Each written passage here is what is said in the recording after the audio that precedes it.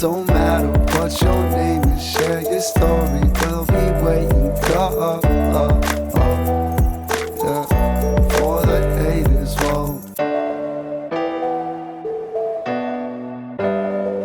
Welcome back to For The Hayters. Today, we're talking about something that doesn't get nearly enough attention: PCOS, infertility, and the frustrating journey so many women face when trying to get answers about their health. Our guest, Sonia, always knew she wanted to be a young mom, but after years of missed periods, unexplained weight gain, and countless negative pregnancy tests, she was dismissed over and over by doctors who told her everything was normal. It wasn't until she started working at a fertility clinic that she finally got the answers she had been searching for. She was diagnosed with PCOS and learned that her ovarian reserve was significantly lower than it should have been for her age. Now she's sharing her story to raise awareness, pushing for more conversations around egg freezing and reproductive health, and make sure that other women don't feel alone in their struggles. Let's get into it. Sonia, thank you so much for being here. If you could just start us off by giving us a little bit of a background about yourself and what it was like growing up in a Hispanic household. And thank you for having me. My name is Sonia. I am 26 years old, and I was born in El Salvador, but raised in Richmond, Virginia since I was like 2 or 3 years old. And yeah, I didn't grow up in your typical Hispanic household. My parents were super strict. And you know what they say, the stricter the parents, the sneakier the kids. That was me. But yeah, I would say that growing up in my culture can be tough because not only are we trying to figure ourselves out and navigate our lives, but we're also doing that for our parents as well, because most of them are immigrants. So they're in a new country. Most of our parents didn't speak English growing up. So I was like 9 years old translating documents for them, and at the doctor's office translating as well. So I feel like we as kids in our culture almost have to like mature or grow up a little quicker than others may have to, because we do have to take on those responsibilities to help our parents. And I would say that it is tougher growing up around a lot of the cultural stimulus that we do grow up around, because it affects the way that we're raised and the way that we grow up. So that can make it a little tougher as well. Yeah, and what was the conversations like, or lack of conversations, just around health and wellness and being a female in general? Right. Yeah, I feel like one of the biggest culture stigmas is the way that sex in general, but our sexual health is viewed. And it's just viewed as this like shameful and embarrassing thing. So most of the time it's not touched on. Like my parents and Hispanic parents in general aren't the type to sit down with you and have those conversations. Like they don't have the birds and the bees talks. No, it's the lack of sexual education in our homes. And I feel like that's why there's such a high rate up to pregnancy in our culture, because of that lack of education.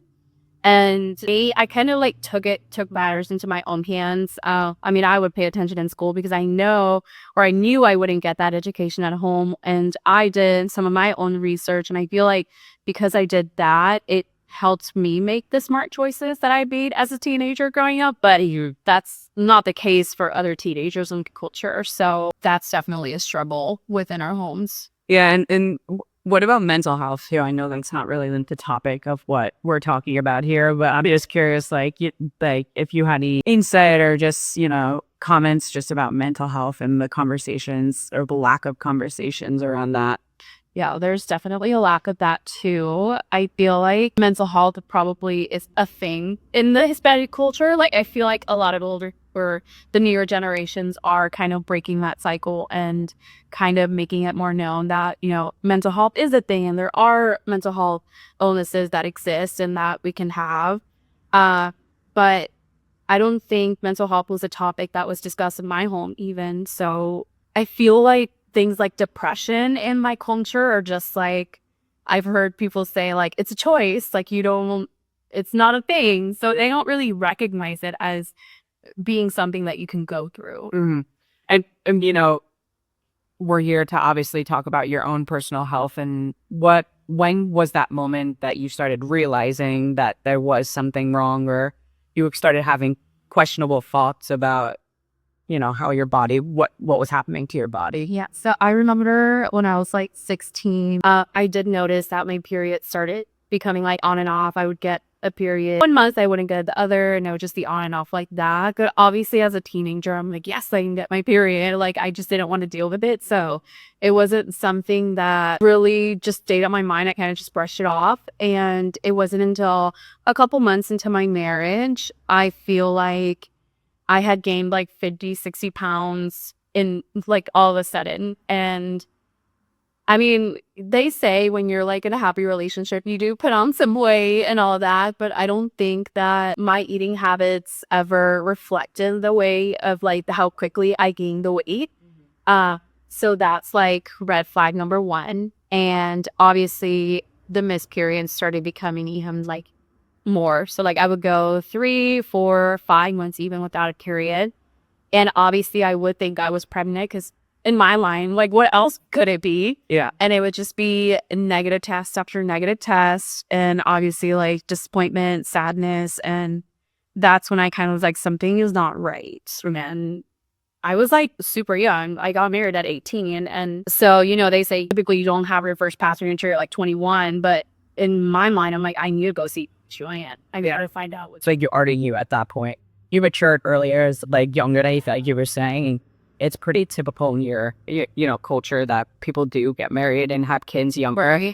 And so I just want to make sure that this stage is set. You're married to your to the same person that you got married at 18, have been together, which is my high school sweetheart. yeah, high school sweetheart. You don't see that often anymore these days. So, but from that, you saw multiple doctors.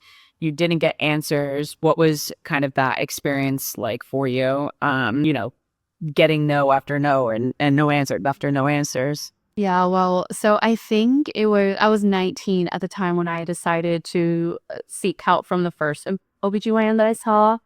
And I immediately felt dismissed by her because the first thing she said, oh, you're young. So like the first thing she fixated on was my age. And I don't think that she really like listened to me when I told her like, I gained the weight so fast. And I like food as much as the next person. Like, who doesn't like to indulge on some things? But even like my mother-in-law tells me all the time, like, you eat so little, so like it doesn't make sense. So like I was just trying to like vent to her about it and just tell her what I was going through. And she did do some labs. She didn't do anything else. She didn't do an ultrasound. It was just the labs. And when I came back for the follow-up, she basically just said, everything's normal. You just need to lose weight. So that to me just told me like you didn't listen to me when I said why I was concerned why I had gained so much weight. Like it was almost like I didn't know why. Yeah, and that's frustrating. So after that first experience, what was it like with the next doctor, right? Like what did those next visits do? Yeah. So the next doctor I saw, I think I was about 21. Because after I saw the first doctor, I kind of just took what she said and ran with it. I didn't research on my own. I didn't do any like looking into my results. It was just brush it off, took what she said and just ran with it. So I went another 1 or 2 years with the same symptoms, even worse. I continued to gain weight, like with no explanation really. And just decided I needed to see a different doctor. So the second OBGYN I saw, I felt like she wasn't fixated on my age. So that was good for me. But she also did say that all my results were normal. She did a little more though. She did labs and ultrasound, and she sent my husband for a semen analysis. Of course, his came back perfect. And, she did say my results were normal too. But at that point, I was just like, then what the hell is going on, So I don't know. I think that's when I kind of just said, I don't want nothing to do with this anymore, and kind of just did other things to take my mind off of my symptoms and what I was going through, and just left it like that for a couple years until I finally met with a fertility specialist. Yeah. And mentally, what was that like? Right. Like, just constantly being told no, that everything was normal. What was that mental process for you during that time? It was super tough, especially because obviously like the comments. I feel like my mom was the one that contributed to like a little bit of my depression because she was so fixated on my weight, because I think, and I still think till this day, that she thought I was at home sitting 10 plates of food every day and like eating for 5 people. And I had to stop visiting her for some time because she just wouldn't talk about anything else other than my weight and just like giving me advice, like stuff like eat less, exercise more. And I'm like, I wish she knew I'm already doing that. Like, I mean, if I ate any less, I wouldn't be eating at all. And that kind of made me go into like sort of like a depression and also like unhealthy eating habits, because I would just be at home and be like, they already think I'm doing this, so I'm just gonna eat this bag of chips or like eat this pint of ice cream. And I was maybe making myself more unhealthy by thinking that way. Or some days I wouldn't eat at all, because I remembered being on my couch one day and just I had half a sandwich in my hand and I just cried. I cried because I knew the minute I ate that sandwich, the next day I would be 10 pounds. Like, it would add 10 pounds to my weight. So it would just, I would have days like that. And I stopped visiting my mom and I think she like finally got it. Like, it's affecting her. So she stopped. Yeah.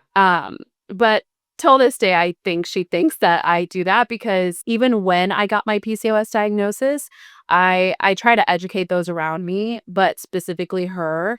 And I could tell that she just wasn't maybe like believing what my diagnosis was and how it was affecting me and my weight. Like, I don't think she's that open-minded to know that yes, PCOS is affecting my hormones and affecting my weight. So mentally, I think I did hit rock bottom after I saw that second OBGYN, because one, I had no answers. Two, I did feel like maybe I am eating a lot like people think. Maybe I am doing the things people think I'm doing, and that's why I'm so unhealthy. Yeah, I feel like and navigating the healthcare system is hard for anyone. And so doing so while you're just like mentally just not in a place of support, right? Like everyone around you almost doesn't believe that something is wrong and the doctors are supporting that. So everything is just snowballing. Do you feel like your age, or not even your age, right? Like, do you feel like if this was happening now, that you were better educated to stand up for yourself in the medical system? Definitely, because once I went through that, I kind of was just like, okay, like I sort of convinced myself that I was going to be okay if I didn't have kids. I'm like, maybe I just have like a different purpose in life, whatever. And I kind of just did what I have to do to not think about it. And I did want to do something within the fertility community. And I was like, I want to work with the community. Let me just like look for a job in the fertility field. And thankfully, I did have a friend who already worked in one, and she kind of was like my way in. But working there, I learned so much. Like, I worked with some of the most amazing fertility doctors, and they were friendly to the point where they helped educate you and all that. And I learned a lot of things, because I went to school for medical assisting, but you don't learn about fertility hormones, even in nursing school. Like, I was told, like, you don't learn about this. Yeah. And when you start working at a fertility clinic, you almost have like an informational class of Fertility 101, because they know this is not taught anywhere else. So I did learn a lot. And I feel like if maybe I just started having these symptoms, I would know what questions to ask, and I would know how to navigate the system to actually get the answers that I need. Yeah, I have a bunch of questions off of that just from a fertility. But before I get into that topic, I'm just curious, at this time, before you even start work, going to school, working in fertility, obviously you're not the only one going through this. And I'm curious what that looks like inside your relationship. Do you have support from your husband? Do you have conversations? Is it talked about? How does your mental health affect your relationship? I don't think it's affected our relationship at all. If anything, I feel like it's made us more united and stronger. We don't typically have conversations of like my fertility issues. Like, sometimes he feels guilty and he's like, I don't know, like, why it's not happening. And I'm just like, I know now. Like, we have the answers, but I don't think it's affected our relationship at all. And I do get the support from him. He helps me like take my mind off of things. And I thought to myself, like, if it's just going to be us, then like, let's make us an adventure. And it's made us more adventurous. It's made us more want to do more things that maybe we wouldn't do if we had kids. So I feel like it's almost helped in a way for us to become stronger. But how beautiful is that though, right? Because it could have gone either way. I know that, and which is okay. Like, it's understood that if it could impact your relationship in a negative way, just because of the heaviness of the topic and the heaviness of the expectations. But how beautiful for you guys that you were able to choose that path of, if this isn't for us right now, and how can we make ourselves better? Because y'all are going to be there together regardless. And that's the present, that's the moment.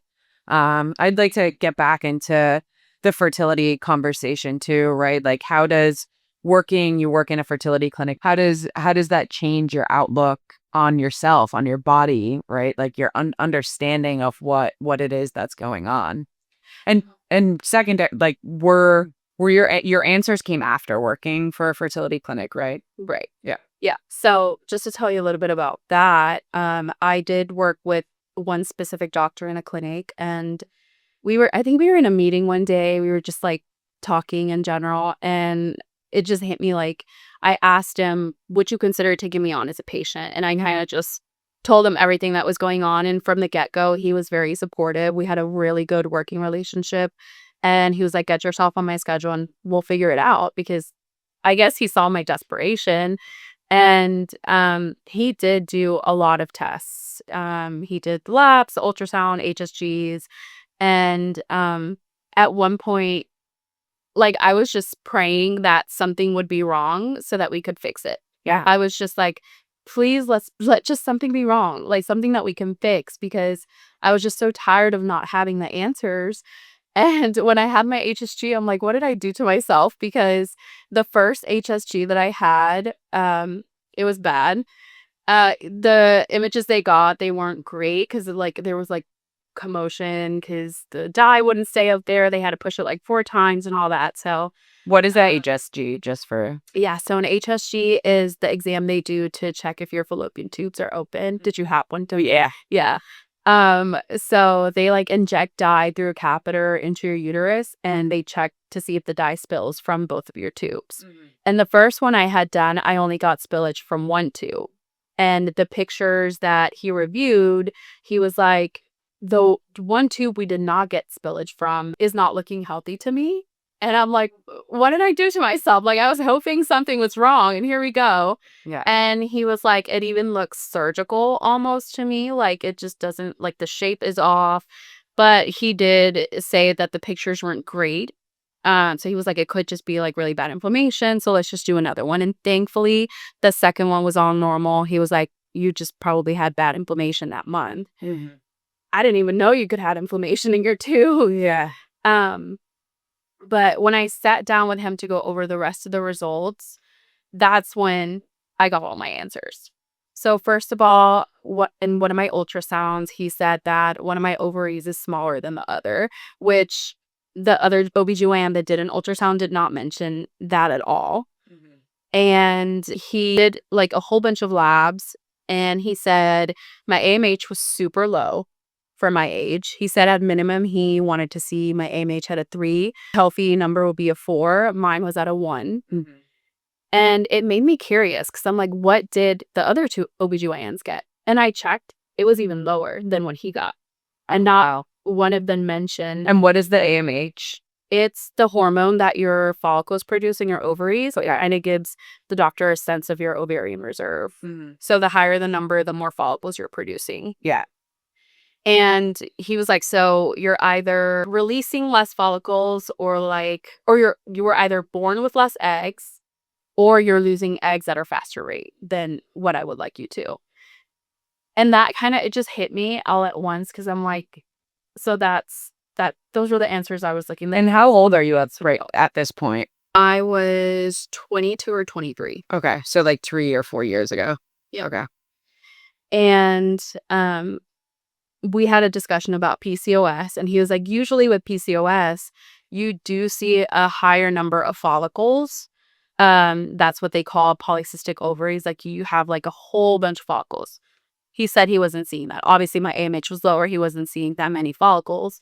But now they have what they call the Rotterdam criteria, that you need to meet 2 out of 3 to be diagnosed PCOS. And I had the one which was irregular periods. And then the other criteria was the adrenal problems, which were all of my symptoms. The weight gain, I had horrible acne, my hair was falling out. Like I felt like I lost half of the hair on my head. And just all these other symptoms that were because of like the adrenal system and the excessive male hormones. He said that like I met the criteria to be diagnosed with PCOS. And he was like, that alone could be the cause of infertility. So right then and there, I was like, I'm not crazy. He was like, PCOS causes insulin resistance, which causes weight gain, makes it harder to lose weight no matter what you're doing. Like calorie deficits don't work for PCOS women. So even if you're eating less, like it's not helping at all.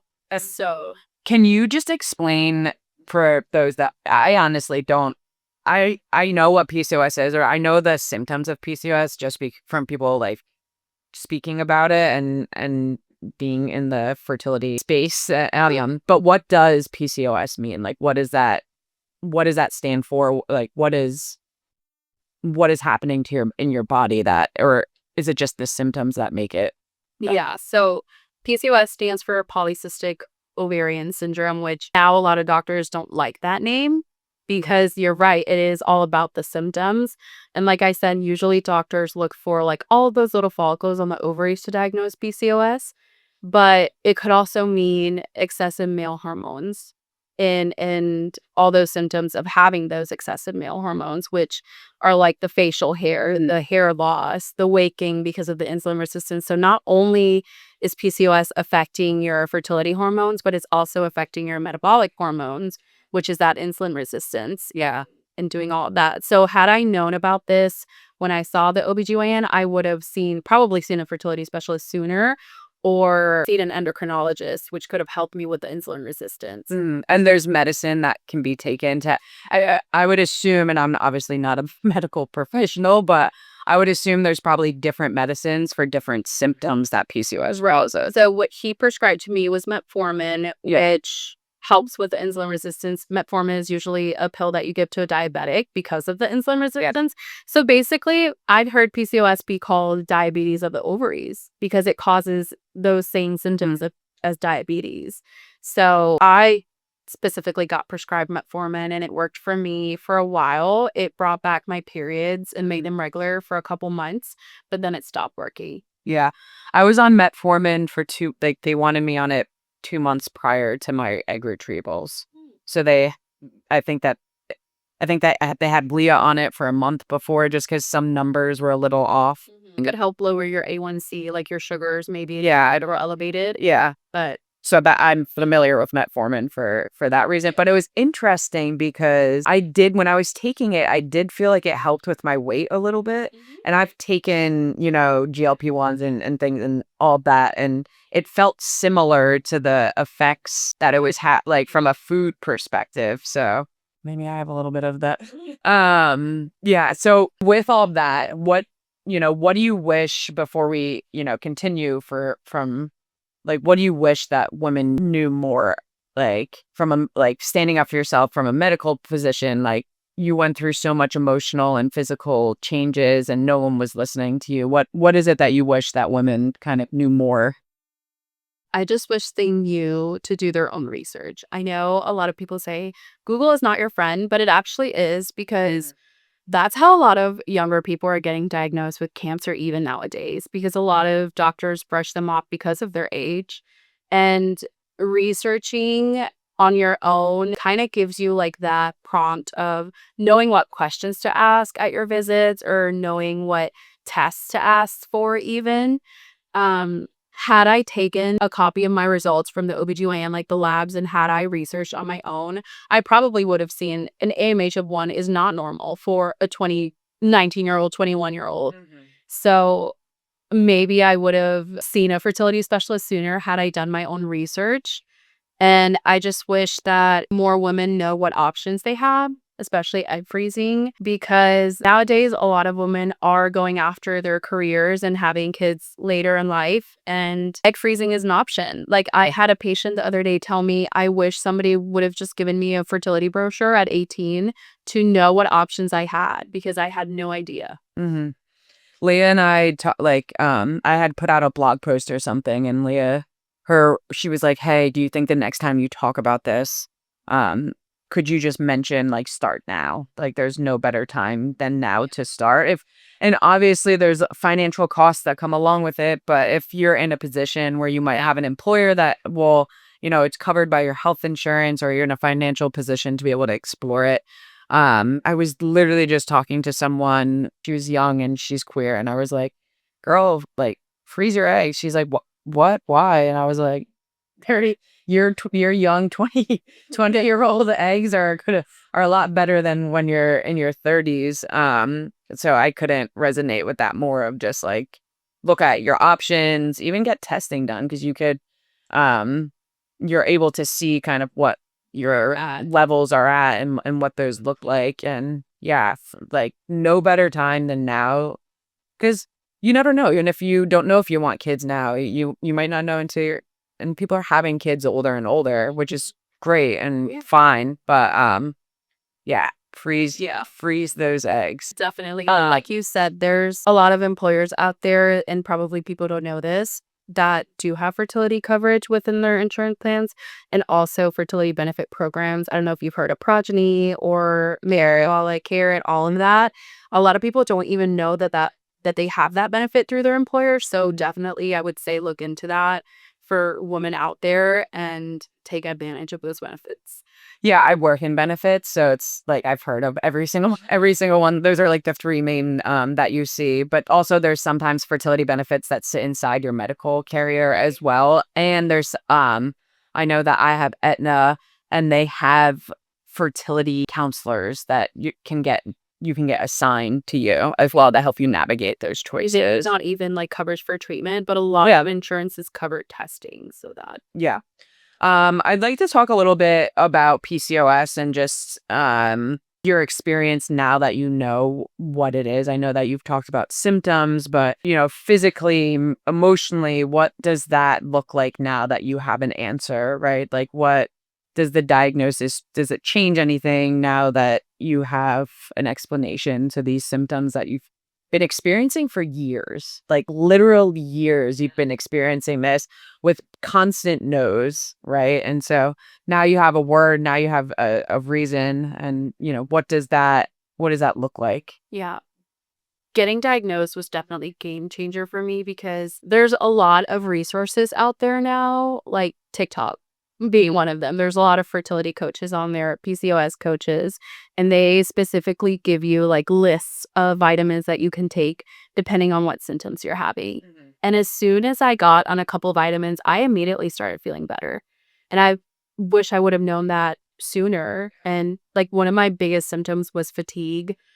I was so tired, I couldn't even get out of bed. And I saw a post of a fertility coach saying that vitamin D can help with that. And as soon as I started taking vitamin D, it was like night and day. I'm like just sitting here thinking about, someone listening to this podcast and how it's just going to impact their life. So I'm just so happy that and you speak so well just about your experience, and you speak with education behind it as too, which just is going to make such a huge impact. I didn't mean to cut you off there. I was just like, no, but I was just going to say, when he put me on the metformin and I saw my periods being regular for like 3 or 4 months, I like cried, because I'm like, I hadn't had normal periods in years. And I think it stopped working for me, and I don't know why, but immediately when it stopped working, I had decided I wanted to get on a GLP-1. So maybe I just needed a higher dose or something like that. But when I started semaglutide, I started in January, that also like kept my periods regular, and it's helped me lose weight. I think I'm down like 23 pounds now. That's amazing. And it keeps working. So I'm like really hopeful for like what's to come in the next couple of months. Like, I'm already seeing so many physical changes. And it's great, but like just the vitamins alone, I got on inositol, which they call it nature's metformin. But my doctor told me that I could take inositol and metformin together. Just like, don't like talk to your doctors first. Yeah. But inositol, vitamin D, omega 3s, like all of those vitamins were like I said, game changer for me. Once I had the diagnosis, I knew what resources to look into, and they all helped. So, and I know we've talked about it a couple different times throughout this podcast, but weight gain is a huge part of PCOS, and a lot of people probably suffer with that. Not knowing what the cause is. Like you were saying, calorie deficit doesn't help like it does in other situations. Working out doesn't help like it does in other situations.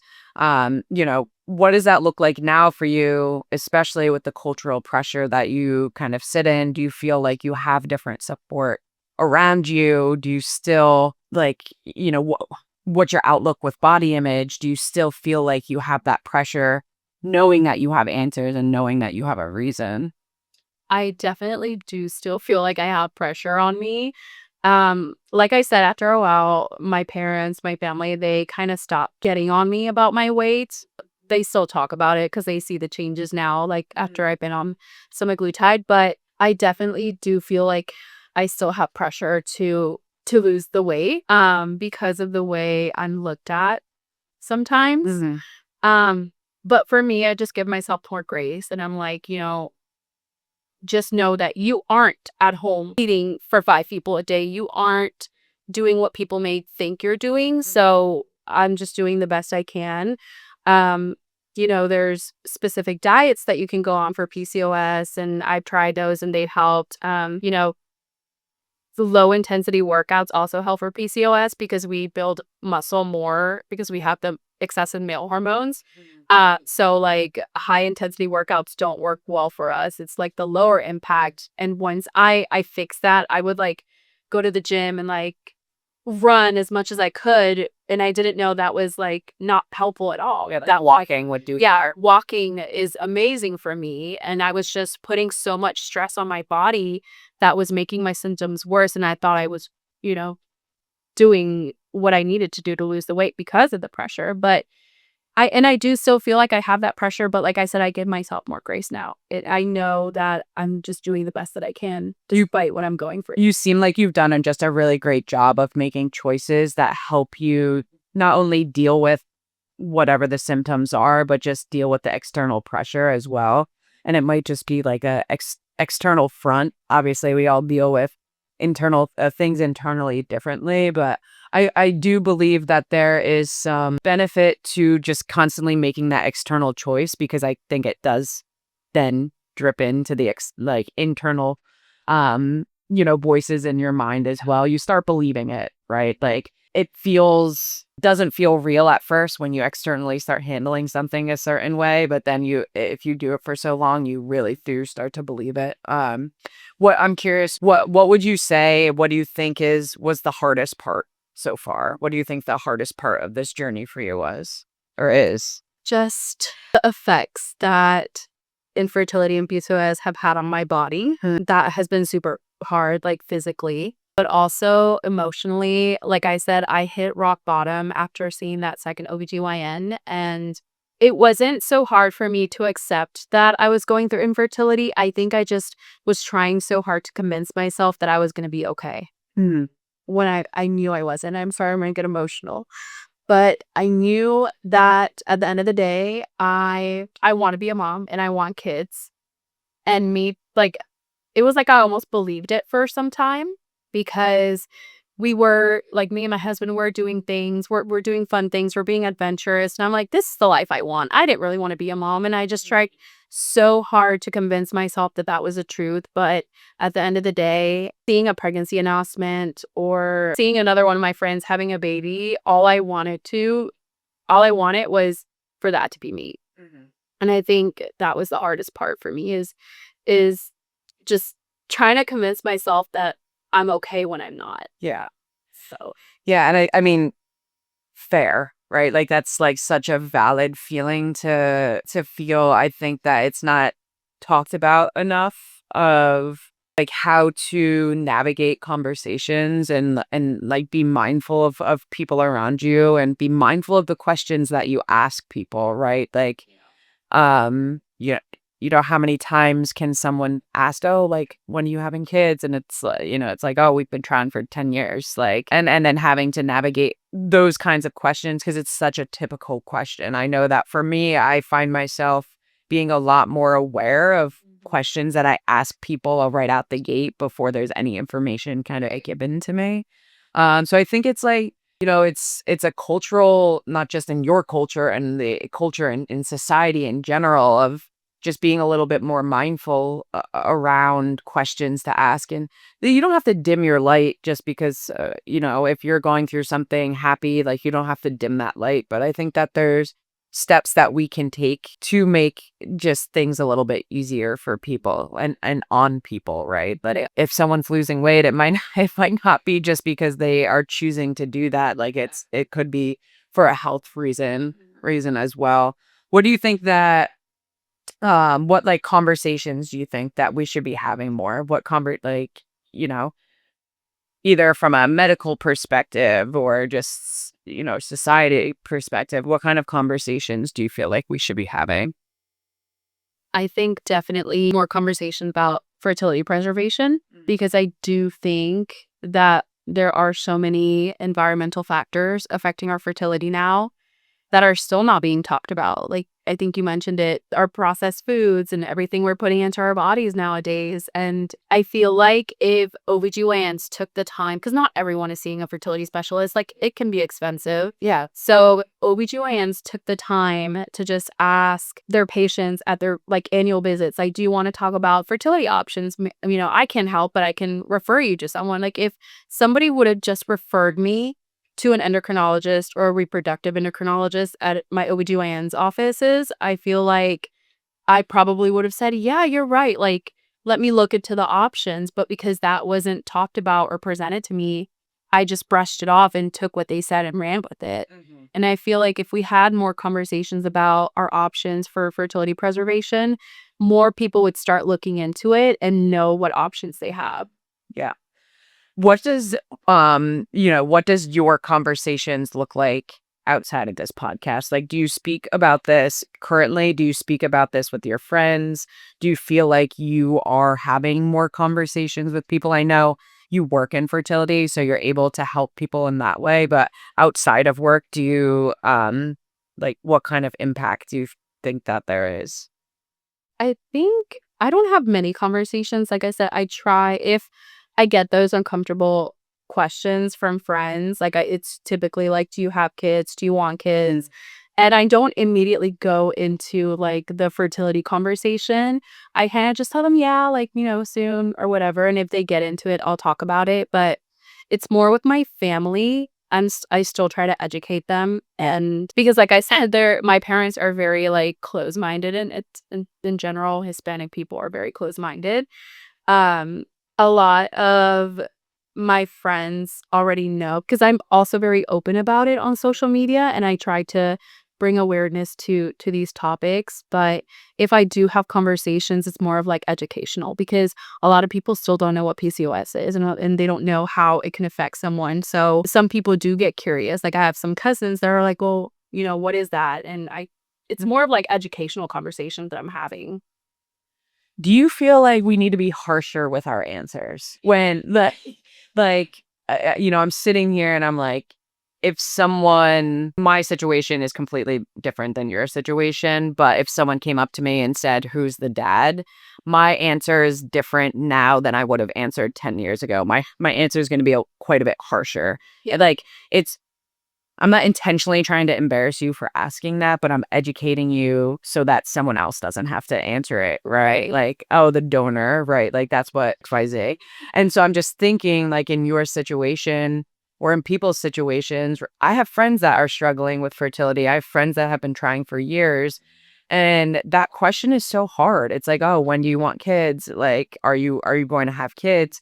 Do you feel like there needs to be a harsher answer of like, hey, we've been trying, we're struggling with fertility. Absolutely. Like, be careful, like, at how you ask. Yeah. I see it as if you're going to ask me uncomfortable questions for me, then I'm going to give you uncomfortable answers. Yeah. And get into an uncomfortable conversation. Yeah, and I feel bad, but all it takes is one time that you feel uncomfortable of a question that you ask, and you're gonna question asking, like, being like, putting yourself in that situation again. And I mean, and you don't have to, I'm not rude about it. I'm just like, oh, I just have this going on, and that makes them feel uncomfortable. But their question made me feel uncomfortable. So For sure. yeah. And it's not even like, does that end like, does the question need to be asked at all unless you're just trying to start a conversation? Because I don't know, like, does it matter if someone's trying to have kids or not? Like, maybe they don't want to have kids in general. Like, and maybe you're just entering, you know, foggy waters to begin with.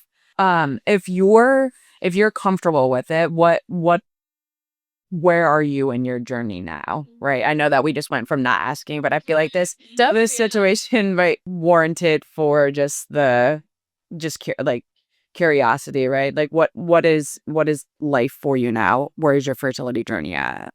So thankfully, when I did get all my answers with the fertility specialist, he did say, it's not impossible. Like, I'm confident that we can get you pregnant with medication and maybe not even need IVF, just an insemination. And we had all of that planned out. We were going to do treatment in January, but then I was like, I still feel unhealthy. Like, I don't want to go into a pregnancy feeling the way I'm feeling. Like, I want to lose a good amount of weight to the point where I'm actually feeling good about myself and not feeling like I'm still not at my best. Yeah. And also, I don't want to put myself up for a complicated pregnancy because, gestational diabetes and all the other complications that come along with maybe being overweight. But I started semaglutide instead of doing the treatment. And I think it was the best option for me. And I do have to be off the medication for 2 months before I do treatment, but we're definitely still planning treatment this year. That's amazing. That's awesome. I think, are you still with the doctor that you first? I mean, what a difference one singular person can make, right? And like the impact and just giving you hope, right? Like, because now it's no longer like you have the answers, you have the reasons. So you're able to focus on other things outside of finding those reasons. And so that opens a lot more doors for you to heal parts of yourself, to like understand other parts of yourself. So I'm Doing it so well.